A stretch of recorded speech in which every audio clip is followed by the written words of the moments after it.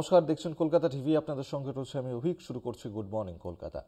Perform না করলে টিকিটও নেই পদ্মে, শুরু রিভিউ। বঙ্গ বিজেপির বেশ কয়েকজন বিধায়ক রয়েছেন দলের শীর্ষ নেতৃত্বের আতশকাঁচের তলায়। কোন বিধায়কের পারফরমেন্স কেমন সেটাই 2026-এর বিধানসভা ভোটে পদ্মে প্রার্থী বাছাইয়ের অন্যতম প্রধান মাপকাঠি। আগে সিটিং এমএলএকে ফের টিকিট দেওয়াই দস্তুর ছিল বিজেপির, কিন্তু সেই চেনা ছক ভাঙতে চাইছেন নরেন্দ্র মোদী, অমিত শাহরা। বঙ্গ বিজেপিতে শুরু হয়েছে বিধায়কদের পারফরমেন্স রিভিউ। আর এই রিভিউয়ের রিপোর্ট অর্থাৎ কোন বিধায়কের পারফরমেন্স কেমন সেটাই 2026-এর বিধানসভা ভোটে পদ্মে প্রার্থী বাছাইয়ের অন্যতম প্রধান মাপকাঠি হয়ে উঠতে পারে বলে রাজনৈতিক বিশ্লেষকদের একাংশের মত। 2021 সালে বিধানসভা ভোটে 77টি আসনে জিতেছিল বিজেপি। এই মুহূর্তে বাংলায় বিজেপির বিধায়ক সংখ্যা 65 জনের সবাই কি 2026-এর ভোটে টিকিট পাবেন? 2026-এর বিধানসভা ভোটে দলের কোন কোন বিধায়ক ফের প্রার্থী হবেন, কারা বাদ পড়বেন প্রার্থী তালিকায়? প্রার্থী বাছাই নির্ভর করছে বিধায়কের পারফরমেন্স রিভিউয়ের রেজাল্টের উপর। বিজেপি সূত্রে খবর, বিজেপির টিকিটে জিতে আসা বেশ কয়েকজন বিধায়ক দল বদল করেছেন, যার সদ্য উদাহরণ হলদিয়ার বিধায়ক তাপসী মণ্ডল। মার্চের গোড়াতেই তিনি বিজেপি ছেড়ে তৃণমূলে যোগ দেন। বিজেপির অন্দরের খবর, রাজ্যের বেশ কয়েকজন বিধায়কের কাজে খুশি নন দলের কেন্দ্রীয় নেতৃত্ব। গত 4 বছরে দিল্লিতে অনেক অভিযোগ জমা পড়েছে। কেন্দ্রীয় নেতৃত্ব দলকে সতর্কও করেছে, সতর্ক করার পরও কাজ হয়নি। তাই 26-এর বিধানসভা ভোটে সেই সব বিধায়কদের টিকিট পাওয়ার সম্ভাবনা কম। সিটিং এমএলএকে ফের টিকিট দেওয়াই একটা সময় পর্যন্ত দস্তুর ছিল বিজেপিতে, কিন্তু সাম্প্রতিক বেশ কয়েকটি রাজ্যের বিধানসভা ভোট থেকে স্পষ্ট সেই চেনা ছক ভাঙতে চাইছেন নরেন্দ্র মোদী, অমিত শাহরা। টিকিট পাওয়ার ক্ষেত্রে পারফরমেন্সই যে একমাত্র মাপকাঠি, সে বার্তা বারবার দিয়েছেন তারা। তাই বাংলার কোনো বিধায়কের পারফরমেন্স কেমন, রাজ্য বিজেপি নেতৃত্বের কাছে সবিস্তার রিপোর্ট চেয়েছে দিল্লি। তথ্য প্রমাণ এবং পরিসংখ্যান দিয়ে বিধায়কদের পারফরমেন্সের চুলচেরা বিশ্লেষণ। রিপোর্ট কার্ডে পাস মার্কস না পেলে বিজেপির টিকিট পাওয়া চ্যালেঞ্জের মুখে। তবে এ বিষয়ে প্রকাশ্যে মুখ খুলতে চাইছেন না বিজেপির কোনো শীর্ষ নেতাই। সাধারণ মানুষের সঙ্গে যোগাযোগ না থাকা কয়েকজন সাংগঠনিক নেতা যদি রিপোর্ট কার্ড তৈরি করে সমস্যা বাড়বে বলেই মত রাজ্য বিজেপি বিধায়কদের একাংশের। কলকাতা টিভি।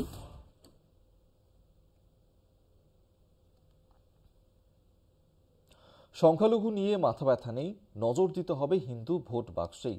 26-এর বিধানসভা ভোটের আগে আপাতত এই স্ট্র্যাটেজি নিয়েই এগোচ্ছে শুভেন্দু দিলীপরা। তবে এক পক্ষ বিভাজনের রাজনীতিতে বিশ্বাস করলেও অন্য পক্ষ চাইছে না সেই রাস্তায় হাঁটতে।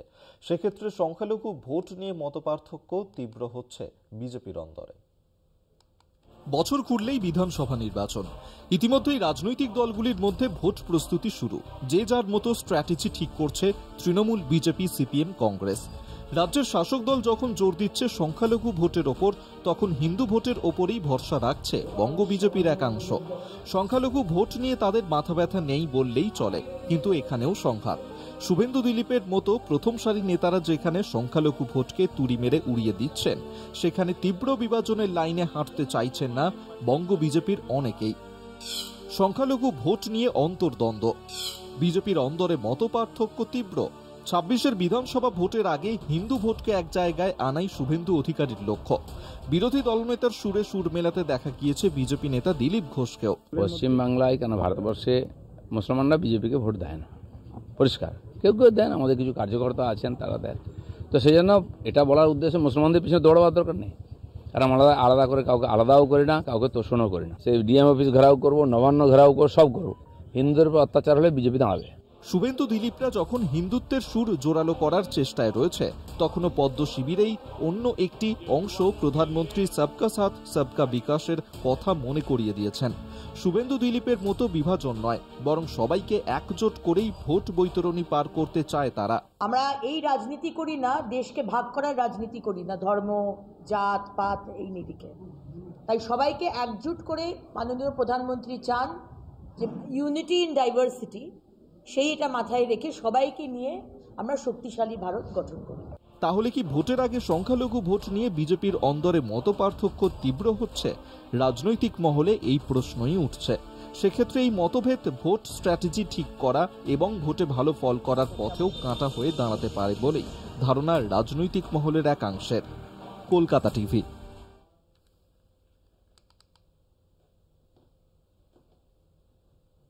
আরএসএস বিজেপির পথে দলে ধর্মীয় যোগের কথা বললেন সিপিএম নেতা প্রকাশ কারাত।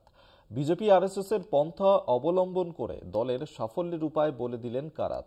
তিনি আরো বলেন, দলের নেতা কর্মীদের বোঝাতে হবে সিপিএম এর সঙ্গে ধর্মের কোনো বিবাদ নেই। ধর্ম নিয়ে যারা রাজনীতি করে তাদের বিরোধিতা করে দল।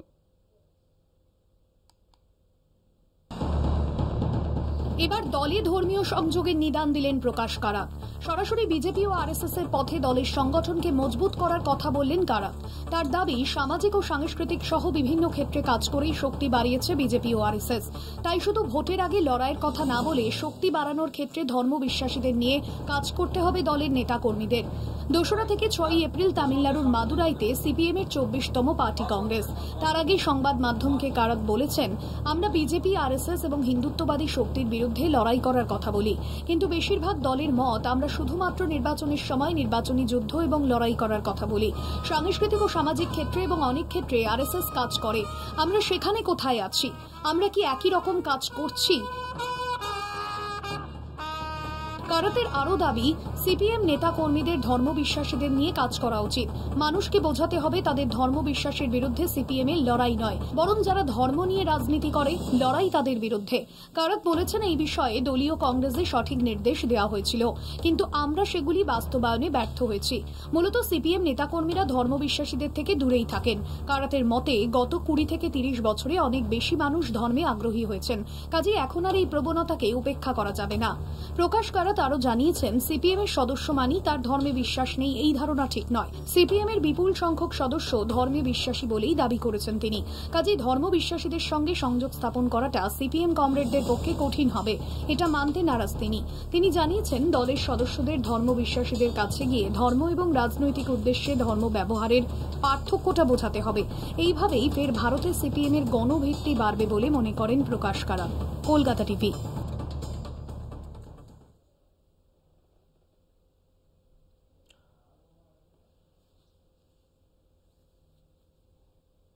এখন সময় একটা ছোট্ট বিরতির পর ফিরছি, সঙ্গে থাকুন। সমগ্র শিক্ষা মিশনের সঙ্গে পিএম শ্রী প্রকল্পকে যুক্ত না করলে মিলবে না সর্বশিক্ষা মিশনের টাকা।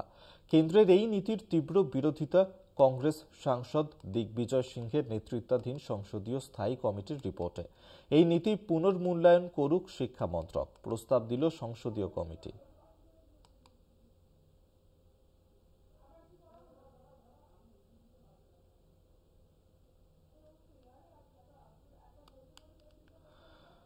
সমগ্র শিক্ষা মিশনের সঙ্গে পিএম শ্রী প্রকল্পকে যুক্ত না করলে মিলবে না সর্বশিক্ষা মিশনের টাকা। কেন্দ্রের এই নীতির তীব্র বিরোধিতা কংগ্রেসের সাংসদ দিগ্বিজয় সিংহের নেতৃত্বাধীন সংসদীয় স্থায়ী কমিটির রিপোর্টে। এই নীতি পুনর্মূল্যায়ন করুক শিক্ষা মন্ত্রক, এই প্রস্তাবই দিল সংসদীয় কমিটি। সর্বশিক্ষা মিশনে কেন্দ্রের বকেয়া অর্থ মেলেনি, এই অভিযোগে ইতিমধ্যে একাধিকবার ক্ষোভ প্রকাশ করেছে পশ্চিমবঙ্গ সরকার। এবার সেই ক্ষোভের আগুনে আরও কিছুটা ঘি ঢালল সংসদীয় স্থায়ী কমিটির রিপোর্ট। যে রাজ্য সমগ্র শিক্ষা মিশনের সঙ্গে পিএমশ্রী প্রকল্পকে যুক্ত করবে না, তাদের বকেয়া অর্থ দেওয়া হবে না।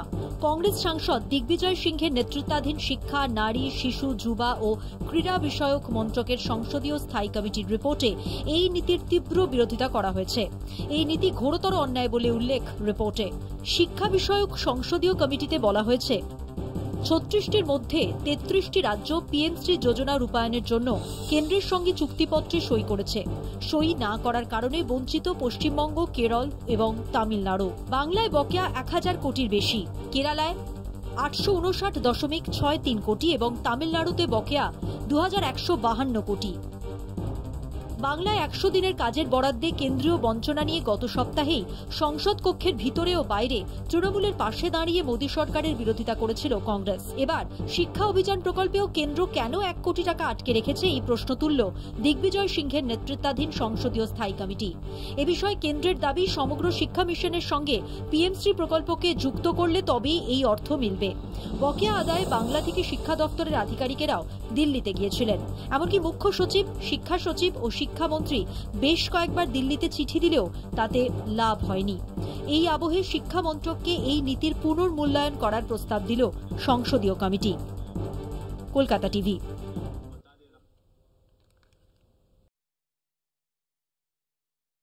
করেছে সংশোধিত ওয়াকফ বিল। 2 তারিখ লোকসভায় এবং 3 ও 4 তারিখ রাজ্যসভায় বিলটি নিয়ে আলোচনার ইঙ্গিত দিয়েছেন কেন্দ্রীয় সংসদীয় মন্ত্রী কিরেন রিজিজু। এরপরেই প্রশ্ন উঠেছে, ওয়াকফ সংশোধনী বিল নিয়ে কি সংকটে পড়েছে মোদী সরকার? ওয়াকফ বিলে নীতিশ চন্দ্রবাবু, চিরাগ, জয়ন্তদের সমর্থন মিলবে, নাকি ওই বিলের বিরোধিতা করবে জেডিইউ, টিডিপি, এলজেপি এবং আরএলডি? শুক্রবারই শেষ হচ্ছে সংসদের বাজেট অধিবেশন। তার আগে 2রা এপ্রিল বুধবার সংসদে পেশ হতে চলেছে সংশোধিত ওয়াকফ বিল। 2 তারিখ লোকসভায় এই বিল নিয়ে আলোচনা। 3 ও 4 তারিখ রাজ্যসভায় বিলটি আনতে চলেছে কেন্দ্র। শাসক শিবিরের বক্তব্য, অধিবেশন মুলতুবি হওয়ার আগে 2টি কক্ষেই ওই বিলটি পাশ করানোর জন্য 3 দিন সময় পাবে। কিন্তু বিলটি নিয়ে বিজেপির শরিকরা নীরব। নীতিশ কুমারের জেডিইউ এর 12 জন সাংসদ রয়েছে, চন্দ্রবাবু নাইডুর টিডিপির রয়েছে 16 জন সাংসদ, চিরাগ পাসওয়ানের এলজেপির রয়েছে 5 জন, আরএলডির 2 জন সাংসদ রয়েছেন। এছাড়া রয়েছেন বিজেপির 240 জন সাংসদ। কিন্তু সংশোধিত ওয়াকফ বিল নিয়ে বিজেপির শরিক দলের 35 সাংসদ নীরব রয়েছেন, আর তাতেই তৈরি হচ্ছে রহস্য। ওয়াকফ বিল নিয়ে সংসদে ভোটাভুটি হলে যদি ওই 35 জন বিপক্ষে ভোট দেয়, তাহলে হারতে হতে পারে শাসক পক্ষকে। এদিকে ওয়াকফ বিল নিয়ে ইতিমধ্যেই তৃণমূল হুইপ জারি করেছে। সংসদে ভোটাভুটি হলে তৃণমূলের সাংসদদের বিলের বিপক্ষে ভোট দেওয়ার নির্দেশ দিয়েছে তৃণমূল। তাছাড়াও সামনেই বিহারে নির্বাচন রয়েছে। বিহারে প্রায় 17% মুসলিম ভোট। বিহার নির্বাচনের আগে ওয়াকফ বিল পাশ হলে মুসলিম ভোট ব্যাংকে ফাটল ধরার আশঙ্কা নীতিশের। এরপরেই প্রশ্ন উঠেছে, ওয়াকফ সংশোধনী বিল নিয়ে কি সংকটে পড়েছে মোদী সরকার? ওয়াকফ বিলে নীতিশ, চন্দ্রবাবু, চিরাগ, জয়ন্তদের সমর্থন মিলবে, নাকি ওই বিলে বিরোধিতা করবে জেডিইউ, টিডিপি, এলজেপি ও আরএলডি? এনডিএর জোট সঙ্গীরা বিরোধিতা করলে সংসদে হারতে পারে শাসক পক্ষ। এরা ভোটদানে বিরত থাকলেও নরেন্দ্র মোদী সরকারের বড় বিপদ। 3 তারিখে বিদেশ সফরে যাচ্ছেন প্রধানমন্ত্রী। তাই কি তাড়াহুড়ো করে 2 তারিখেই ওয়াকফ বিল পাশ করাতে চাইছে কেন্দ্র? কলকাতা টিভি।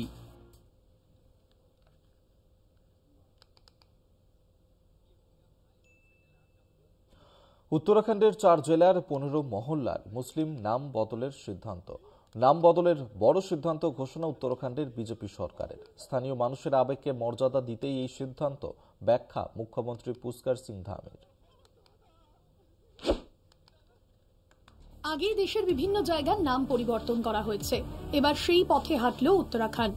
সেখানকার 15টি জায়গার নাম বদল করা হয়েছে। সোমবার জানিয়েছে উত্তরাখণ্ড সরকার। হরিদ্বার, দেরাদুন, নৈনিতাল এবং উধম সিং নগর জেলার 15টি জায়গার নাম পরিবর্তন। উত্তরাখণ্ডে 15 জায়গার নাম পরিবর্তন। ঔরঙ্গজেবপুর, হরিদ্বার, যার এখনের নাম শিবাজীনগর। হরিদ্বারের গাজী আলী, যার এখনের নাম আর্যনগর। হরিদ্বারের চাঁদপুর, যার নাম পরিবর্তন হয়েছে জ্যোতিবা ফুলে নগর।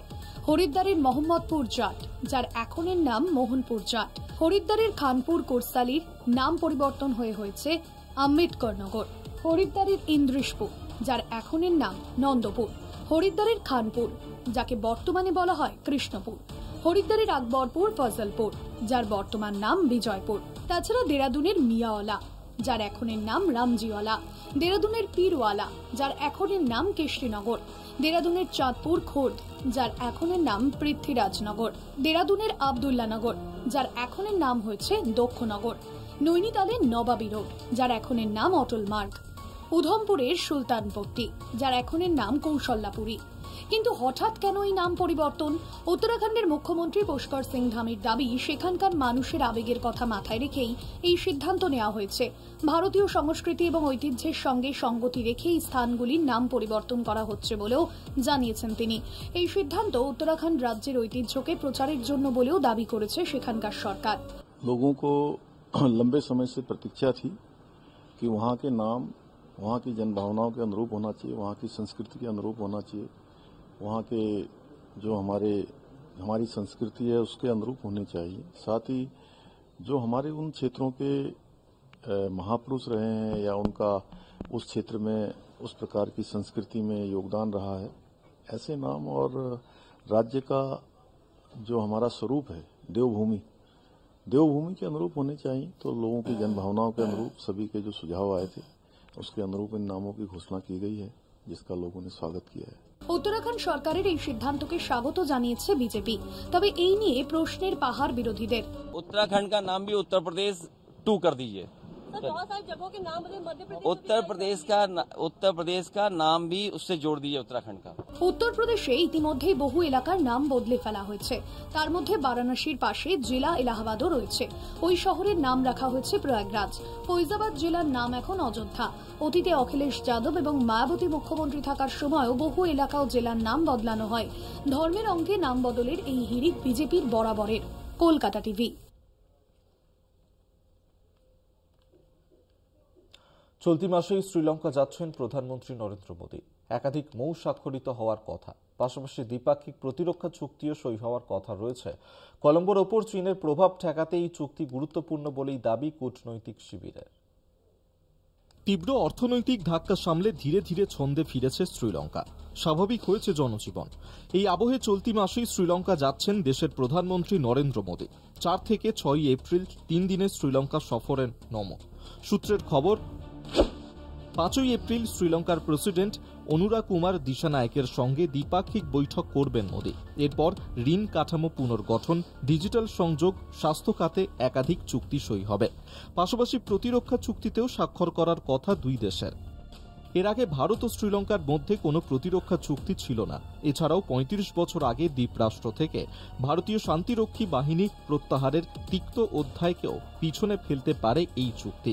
এছাড়াও কলম্বোর ওপর চীনের প্রভাব ঠেকাতে এই চুক্তি গুরুত্বপূর্ণ বলে দাবি কূটনৈতিক শিবিরের। সালটা 2022। অর্থনৈতিক সংকটে কার্যত ধুঁকছিল শ্রীলঙ্কা। সেই সময় কলম্বোকে সাহায্যের হাত বাড়িয়ে দিয়েছিল ভারত।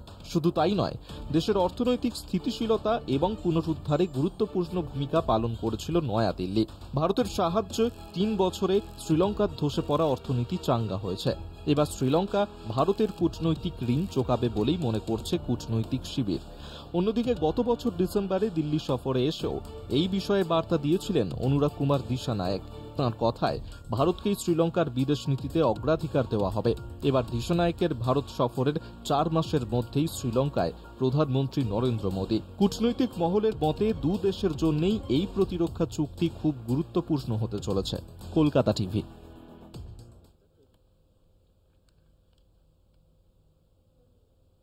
গুড মর্নিং কলকাতা এই পর্যন্তই। দেখতে থাকুন কলকাতা টিভি, রাত দিন 7 দিন।